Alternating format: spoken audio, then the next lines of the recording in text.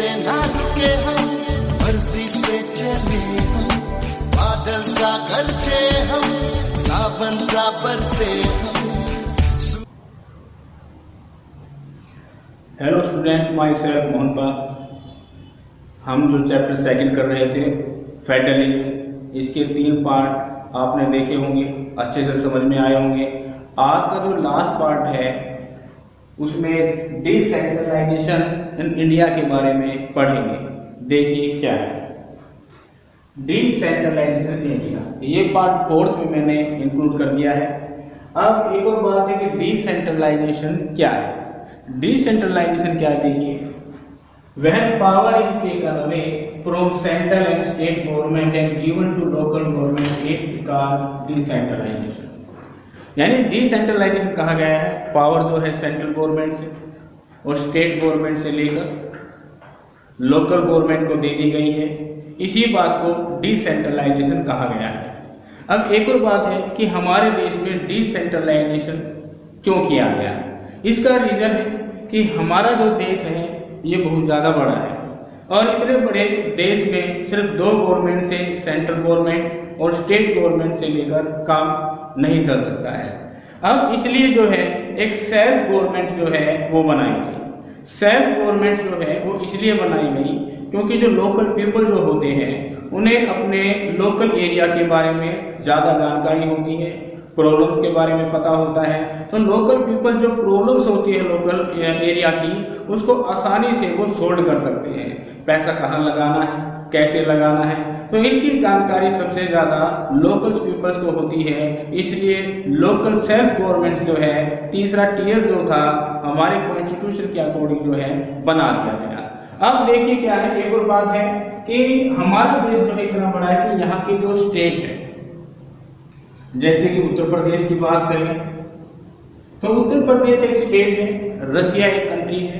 तो उत्तर प्रदेश की जो पॉपुलेशन जो है ना वो रसिया से भी बहुत ही ज़्यादा है। यही कारण कि जो तीसरा टियर जो है हमारे यहाँ लोकल सेल्फ गवर्नमेंट बनाना पड़ा। लोकल सेल्फ गवर्नमेंट जो है अब इसको संवैधानिक रूप से मान्यता दे दी गई, इसको रिकॉग्नाइज कर दिया गया। अब एक और बात है, लोकल सेल्फ गवर्नमेंट बना तो दी गई, जैसे कि ग्राम पंचायतें, शहरों की बात करें तो नगर पालिका के चुनाव हुए। बट एक समय था जब ये चुनाव जो थे निरंतर नहीं हुआ करते थे, परंतु इनको निरंतर रूप से शुरू करने के लिए कुछ उपाय किए गए। जैसे कौन से उपाय किए गए ये देखिएगा। A major step toward decentralization was taken in 1992. The Constitution was amended to make the third tier of democracy more powerful and effective.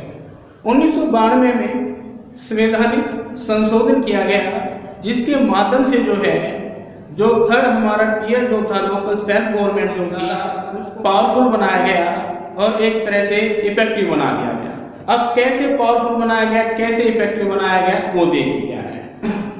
पहला है, now it is constitutionally mandatory to hold regular election to local government bodies. सबसे पहली बात 1992 में एक step उठाया गया कि जो लोकल सेल्फ गवर्नमेंट है उसमें रेगुलरली जो है इलेक्शन हो, यानी हर 5 साल में इलेक्शन हो, इसको कंपलसरी जो है कर दिया गया। अब दूसरी बात है, see the result in the elective bodies and the executive head of the institution for the SC, ST and OBC। यानी जो है तो इनके लिए कुछ सीटें जो है एक तरह से SC, ST और OBC के लिए रिजर्व कर दी। अब उसके बाद जो है थर्ड पॉइंट देखिएगा, at least 1/3 of all position are reserve for women. यानी वुमेन्स के लिए जो है 1/3 वुमेन्स के लिए जो है 1/3 पोजीशन जो है ये रिजर्व कर दी गई। देखिए आगे क्या है, an independent institution called the state election commission has been created in each state to conduct panchayat and municipal election. अब एक इंडिपेंडेंट इंस्टीट्यूशन यानी स्टेट इलेक्शन कमीशन जो है स्टेट के लिए अपॉइंट किया गया। अब इसका एक ही काम था कि जो विलेज पंचायत है या म्युनिसिपल कमेटी है इनके चुनाव जो है रेगुलरली कराए जाए। तो इलेक्शन कमीशन जो है स्टेट के लिए अपॉइंट किया गया। अब एक और बात है, 5 पॉइंट्स का लास्ट पॉइंट है, the state government are required to share some power and revenue local government body. The nature of the sharing varies from state to state.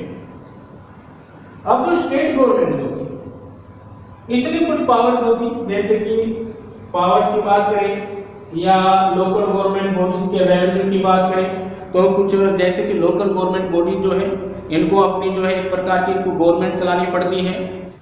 State government को जरूरत थी कि लोकल गवर्नमेंट को कुछ power दे और साथ में जो है रेवेन्यू रिलेटेड जो मैटर्स पर विलेज पंचायत और म्युनिसिपल कमेटी काम कर सके।